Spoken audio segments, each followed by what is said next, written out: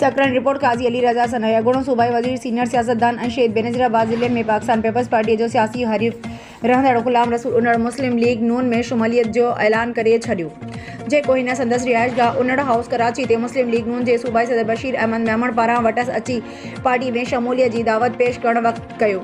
ऐलान वक़्तु संदसि नौजवान फर्ज़ंद इमाम अली उन्हड़ पिणु मौजूदु हुयो। यादि रहे त मुल्क में जनरल इलेक्शन जे ऐलान थियण ऐं बशीर अहमद मेमण पारां मुस्लिम लीग नून जे सूबाई सदारत संभालण बाद सिंध जे अहम शख़्सियतुनि खे मुस्लिम लीग में शमूलियत जूं दावतूं ॾियणु शुरू कयूं वयूं आहिनि जंहिंमें पहिरीं विकेट ज़िला शहीद बेनज़ीराबाद जे केराई वई आहे। पर फ़र्क़ु सिर्फ़ु उहो आहे त ग़ुलाम रसूल उन्हड़ हिन वक़्तु पाकिस्तान तहरीक इंसाफ़ सां सलहाड़ियल हो। हींअर वरी मुस्लिम लीग नून में पीपी जो साॻियो ई हरीफ़ थियो। ग़ुलाम रसूल उन्हड़ सीनियर सियासतदान हुअण सां गॾु सिंध असेंबली में नंढी उमिरि वारो पहिरियों MP चूंडियो वियो हो। पाण कई भेरा MP सूबाई वज़ीर ऐं सूबाई सलाहकार पिणु रही चुको आहे। होॾां ग़ुलाम रसूल उन्हड़ मुस्लिम लीग नून में शमूलियत करण बाद इबरत न्यूज़ सां फ़ोन ते ॻाल्हाईंदे चयो त असांजे ख़ानदान हमेशह तालके सकरन ऐं ज़िले शहीद बेनज़ीराबाद जे माण्हुनि जी ख़िदमत कई आहे। उन साॻिए जज़्बे तहत हींअर बि ख़िदमत कंदासीं। ढोरो नारो दड़ोची गर्ल्स प्राइमरी स्कूल सालनि खां बंदि पियल। स्कूल में मुक़रर हेड मास्टरियाणी समेत ॿियो अमलो चौकीदार पचेवालो घर वेठे पघारूं खणण लॻा। पाड़े जूं नियाणियूं तालीम खां महरूम बणियल दड़े जो अक्सर नियाणियूं शहर में ॻरियूं फीसूं भरे प्राइवेट स्कूलनि में पढ़ाई करण ते मजबूर बणियल। स्कूल में मुक़रर अमलो चौकीदार ऐं पटेवाला घर वेठे पघारूं खणण लॻा। स्कूल जी वाशरूमनि में लॻल दरवाज़ा ऐं स्कूल मां लोहे सामान दर दरियूं नामालूम चोर चोरी करे विया। पर तालीम खाते जे अख़्तियारनि करे नोटिस न वरितो। कागज़नि में स्कूल हलंदड़ ॾेखारियल अमलो पघार बि खणण लॻो। उन हवाले सां दड़ोची रेवासन समाजी अॻवान आज़ाद अशरफ राडेड़ असद भट्टी भगवान दास ऐं ॿियनि ॻाल्हाईंदे चयो त दड़ो हज़ारनि जी आबादी रखंदड़ ढोरो नारो टाउन कमेटीअ जो वार्ड आहे पर दड़ो में क़ाइम वाहिद नियाणियुनि जी गर्ल्स स्कूल सालनि खां बंदि पियल आहे। स्कूल में मुक़रर हेड मास्टरियाणी समेत पटेवालो ऐं चौकीदार ड्यूटी ते नथा अचनि जंहिं सबबि असां जूं नियाणियूं तालीम खां महरूम बणियल आहिनि। नियाणियूं ॻरियूं फीसूं भरे प्राइवेट स्कूलनि में पढ़ाई करण ते मजबूर आहिनि। रेवासिन मुतालबो कयो त DO उमर कोट समेत डायरेक्टर एजुकेशन नोटिस वठी ज़िम्मेवारनि ख़िलाफ़ कार्रवाई करे स्कूल खोली वञे। ॿी सूरत में एहतजाज कयो वेंदो। सकरन रिपोर्ट काज़ी अली रज़ा सनाई वॾड़नि जो चवणु आहे त शौक़ जो को मुल नाहे हूंदो। अहिड़ो ई शौक़ सकरन जे ॻोठ लांडी स्टाफ जे पोरियत तास मोहम्मद कीरियो जे नौजवान फर्ज़ंद फराज़ अली कीरियो जो आहे जंहिंजो शौक़ कुझु हीअं आहे त कबूतर थाणनि संदसि शौक़ु आहे पर कबूतरनि जी तरबियत करणु संदसि कमाल आहे। फराज़ जो चवणु त संदसि धारियल कबूतर साणसि गॾु हलंदा ऐं उॾामंदा आहिनि। हू जेकॾहिं मोटरसाइकिल ते बि केॾांहुं वेंदो आहे त केतिरनि ई किलोमीटरनि ताईं कबूतर संदसि पोयां उॾाम कंदे मुक़ररु थियल जॻह ते पहुचनि था। हिन ॿुधा त इंटरनेट ते हिन कंहिं सुधरियल मुल्क जी वीडियो ॾिठी जंहिं ते खेसि तजसुस थियो ऐं खेसि पहिरीं मरहले में पक न पई थिए। बाद में जॾहिं तहक़ीक़ कयमि त ख़बर पई त ॻाल्हि सॼे प्यार ख़ुलूस ऐं तरबियत जी आहे।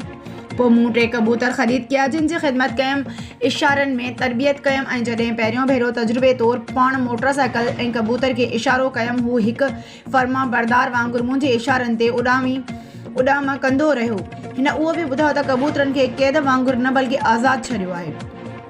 संदन ख़िदमत बि दिलि सां कंदो आहियां। थोरे जो पाण मिसकीन माण्हू आहियां। सब्ज़ीअ जो नंढड़ो दुकानु आहे जंहिं ते हक़ लाल जी रोज़ी कंदो आहियां। बुनियादी तौरु पोरियत कराइण सां तालुक़ु आहे।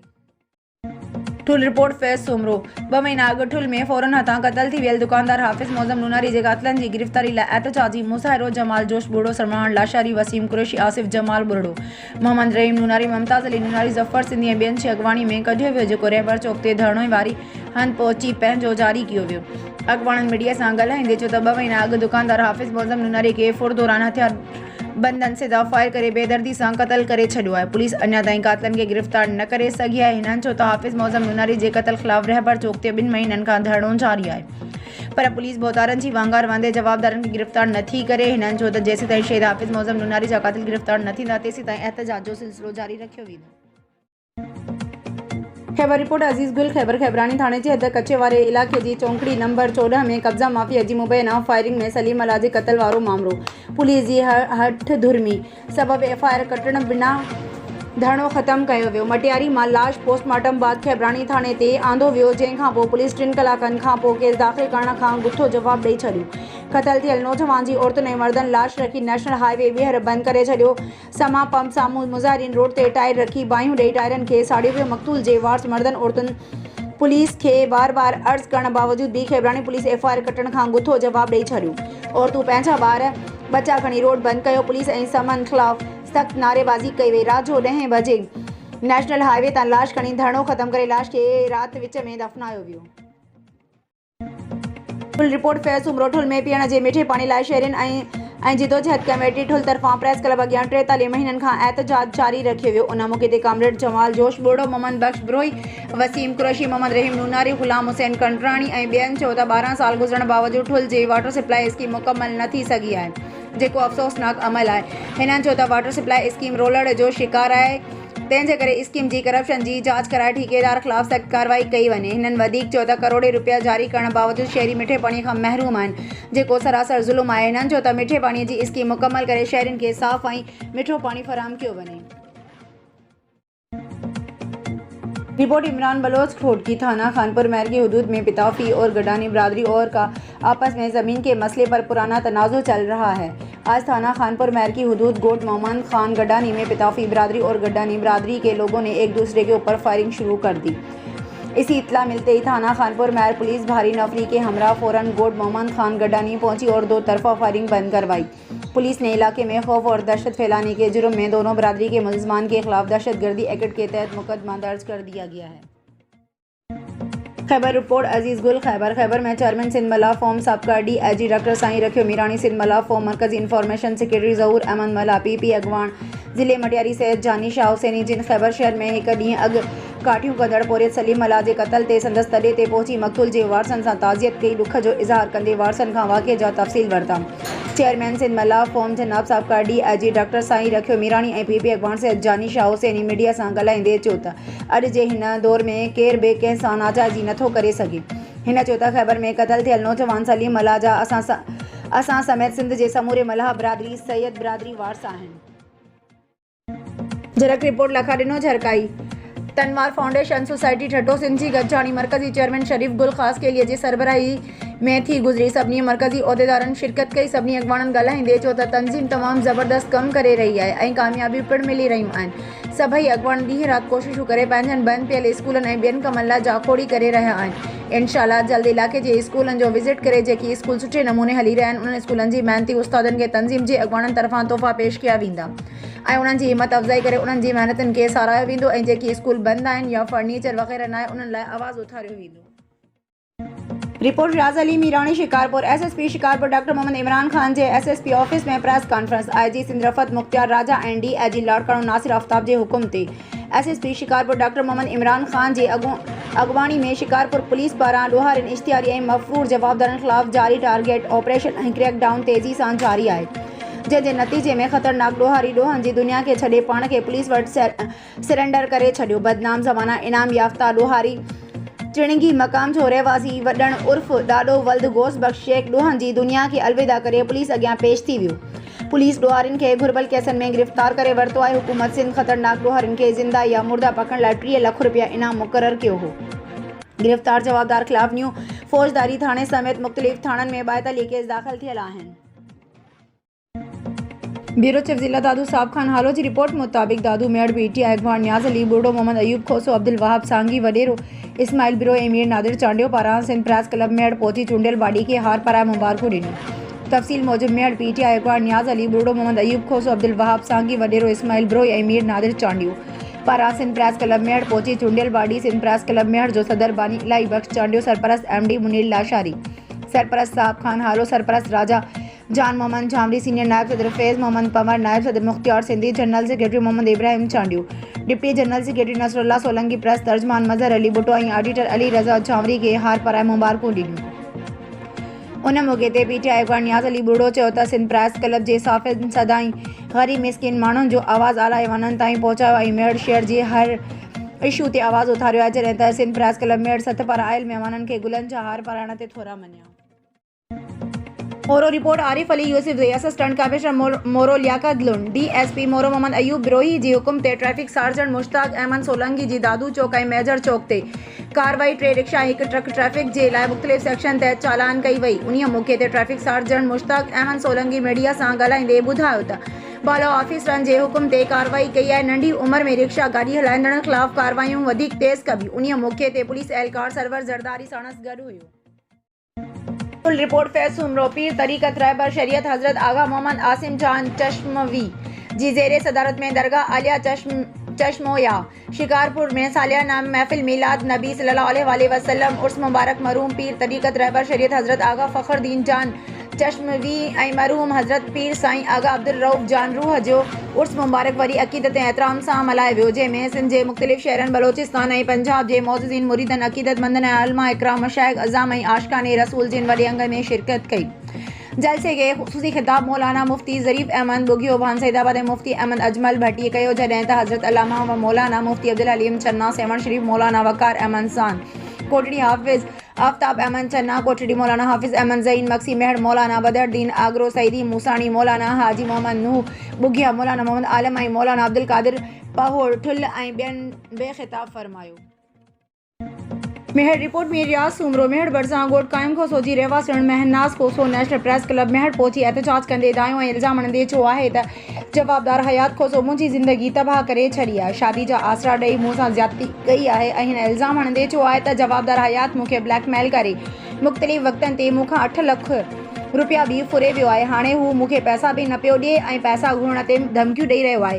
हिन चयो त मूं मेहर बी सेक्शन थाणे ते जवाबदार ख़िलाफ़ एनसी दाख़िल कराई आहे, पर पुलिस जवाबदार खे गिरफ़्तार नथी करे। हिन एसएसपी दादू खां घुर कई आहे त नोटिस वठी जवाबदार ख़िलाफ़ कार्रवाई करे मूंखे तहफ़्फ़ुज़ ॾिनो वञे ऐं मूंसां इंसाफ़ कयो वञे। मेहर ब्रेकिंग न्यूज़ मेहर भरिसां मेहर रांधण रोड ते पुलिस जे ॾोहारनि सां मुबैना मुक़ाबिलो इनाम याफ़्ता बदनाम ॾोहारी खे ज़ख़्मी हालत में गिरफ़्तार करे हथियारत करण जी दावा। 2 साथी जवाबदार फरार। ज़ख़्मी हालत में गिरफ़्तार थियल बदनाम ॾोहारीअ जी सुञाणप मंठारो उर्फ़ मंटू जामरी तौर थी आहे। ज़ख़्मी हालत में गिरफ़्तार थियल जवाबदार वटां क्लाशिनकोप ऐं गोलियूं पिणु बरामद थियूं आहिनि। ज़ख़्मी हालत में गिरफ़्तार थियल ॾोहारी खे इलाज जे लाइ तालका अस्पताल मेहर मुंतक़िल कयो वियो। एसएसपी दादू शबीर अहमद सेठार मूजिबि मेहर रांधण रोड वटि मेहर ए सेक्शन एसएचओ ऐं सीआईए पुलिस पारां मुक़ाबले दौरान हिकु बदनाम ॾोहारी खे ज़ख़्मी हालत में गिरफ़्तार करे वरितो आहे। ज़ख़्मी हालत में गिरफ़्तार थियल बदनाम ॾोहारी दादू ज़िले समेत सिंध जे मुख़्तलिफ़ ज़िलनि में 40 खां वधीक केसनि में घुरिबल हुयो ऐं मथसि केस 5 लख रुपया इनाम पिणु रखियल आहे ऐं फरार थियल साथी ॾोहारनि जी गिरफ़्तारी लाइ मुख़्तलिफ़ हंधनि ते छापा पिणु हया वञनि था। सेक्रेटरी रिपोर्ट काज़ी अली रज़ा सनाई एसएसपी शहीद बेनज़ीराबाद कैप्टन हैदर रज़ा पारां पुलिस अमले खे तरक़ी वठाए खेनि अॻे दर्जे जे पहुचाइण लाइ 600 खां वधीक कांस्टेबल ऐं 30 खां वधीक लेडी कांस्टेबल जो B1 इम्तिहान वरितो वियो, जंहिंमें पेपर सां गॾु ट्रेन आउट ऐं पीरियड बि शामिल हुई। पुलिस हेडक्वार्टर खे इम्तिहानी मर्कज़ बणायो वियो, जॾहिं त डीएसपी लीगर मोहम्मद उमर शेख जी सरबराही में इम्तिहानी टीम जोड़ी वई, जंहिंमें डीएसपी सदर सीनियर ऑफिसर लाइन ऑफिसर ऐं शीट क्लार्क शामिल हुआ। पेपर दौरान एसएसपी शहीद बेनज़ीराबाद कैप्टन हैदर रज़ा इम्तिहानी मर्कज़ पहुची हलंदड़ पेपर जो ओचितो दौरो करे इंतज़ामनि जो जाइज़ो वरितो, जॾहिं त कापी करण वारे अमल खे रोकण जो पिणु सख़्त हिदायतूं जारी कयूं। जंहिं बाद हिन बहितर इंतज़ाम ऐं नज़म व ज़ब्त खे ॾिसंदे डीएसपी मोहम्मद उमर शेख ऐं संदसि इम्तिहानी टीम खे दाद ॾिनो। हिन उहो बि चयो त पास थींदड़ कांस्टेबल ऐं लेडी कांस्टेबल खे नतीजा अचण बाद खेनि जल्द तरक़ी ॾिनी वेंदी। सकरान काज़ी अली रज़ा सनाए सिंध हुकूमत जी सक़ाफ़त खाते पारां सिंधी ऐं सराइकी जे जग मशहूर शाइर हमल फ़क़ीर लगारी जो 149 उर्स मुबारक संदसि आख़िरी आराम गाह ॻोठ मीर ख़ान लगारी में इंतहाई अक़ीदत ऐं एहतराम सां मल्हायो वियो, जंहिंजो इफ़्तिताह अॻोणे एमपी ग़ुलाम कादिर चांडियो पीपी अॻवान ग़ुलाम शाह लगारी डायरेक्टर कल्चर मोहम्मद सलीम सोलंगी हमल फ़क़ीर मेला कमेटी जे अॻवान मोहम्मद साली कीरियो चादर चाढ़े कयो। जे बाद फातिहा ख़्वानी पिणु कई वई। उन मौक़े ते अॻोणे एमपी ग़ुलाम कादिर चांडियो ॻाल्हाईंदे चयो त हमल फ़क़ीर लगारी मज़ामती शाइर हो, जंहिं पंहिंजी धरतीअ जी बक़ाई सालमियत जे लाइ ॻाल्हि कई हुई ऐं शाइरी ज़रिए मुशाहिदनि ऐं हक़ीक़तुनि खे साम्हूं रखियो। उहो बि चयो त असीं निगरान सिंध सरकार जा थोराइता आहियूं, जिन पीपल्स पार्टी जी हुकूमत पारां क़ाइमु कयल रिवायत खे बरक़रार रखी हमल फ़क़ीर लगारी जो उर्स मल्हायो। उर्स मुबारक जी तक़रीबनि दौरान मुख़्तलिफ़ खातनि पारां नुमाइशी स्टॉल पिणु लॻाया विया हुआ, जिन में वेटरनरी यूनिवर्सिटी सकरन लाइव स्टॉक ऐं स्पोर्ट्स खातो शामिल हुआ। उन मौक़े ते सूफ़ियाणो राग पिणु मुनक़द कयो वियो, जंहिंमें सूफ़ी फ़नकार सॼण सिंधी मोहम्मद हनीफ़ लाशारी मारुल ग्रुप सुर विखेरिया, जंहिंमें हमल जी शाइरी बि शामिल हुई। आख़िर में स्टेज नाटक शो एहसास पिणु पेश कयो वियो, जंहिंजी डायरेक्शन आगा ज़फ़र पारां पेश कई वई हुई। उर्स तक़रीब में हाजी अली नवाज़ चांडियो डॉक्टर बशीर जमाली अता मोहम्मद सियाल इम्तियाज़ अली राव उबैदुल्ला चांडियो अली हैदर शाह रज़ा मोहम्मद सियाल ग़ुलाम हैदर सोलंकी ज़िशान सुबरो एहसान भट्टी खां सवाइ माण्हुनि शिरकत कई। मोरो रिपोर्ट आरिफ अली यूसुफ जे असिस्टेंट कमिश्नर मोरो लियाकत लोन डीएसपी मोरो मोहम्मद अयूब ब्रोही जे हुकुम ते ट्रैफिक सार्जेंट मुश्ताक अहमद सोलंकी जे दादू चौक ऐं मैदर चौक ते कार्रवाई 3 रक्षा 1 ट्रक ट्रैफिक जे लाइ मुख़्तलिफ़ सेक्शन तहत चालान कई वई आहे। उन मौक़े ते traffic sergeant Mushtaq Ahmed Solanki media सां ॻाल्हाईंदे ॿुधायो त बाला ऑफिसरनि जे हुकुम ते कार्रवाई कई आहे। नंढी उमिरि में रक्षा गाॾी हलाईंदड़नि ख़िलाफ़ कार्रवाई वधीक तेज़ कबियूं। उन्हीअ मौक़े ते पुलिस एहलकार सरवर ज़रदारी साणुसि गॾु हुयो। रिपोर्ट रियाज़ अली मीरानी शिकारपुर तहफ़्फ़ुज़ सिंध ऑर्गेनाइज़ेशन पाकिस्तान जे तरफ़ां गुड अल्लाह बख्श खोसो तालको गढ़ी यासीन ज़िलो शिकारपुर में कपड़ा सिलाई ऐं रीलियूं सिंधी टोपियूं ठाहिण जी ट्रेनिंग ॾिनी वई, जंहिं ॻोठ जे मारोड़नि जा मसइला ॿुधायो वियो। जंहिंमें बानी मरकज़ी चेयरमैन क़ाइद सिंध ग़ुलाम हुसैन हैदरी चयो त तव्हांखे सिलाई जे कम जो वज़ीफ़ो ॾिनो वेंदो। हर हिकु औरत पंहिंजे घर जे कमनि खां फ़ारिग़ थी हिन कम खे सिखण जी कोशिशि करे।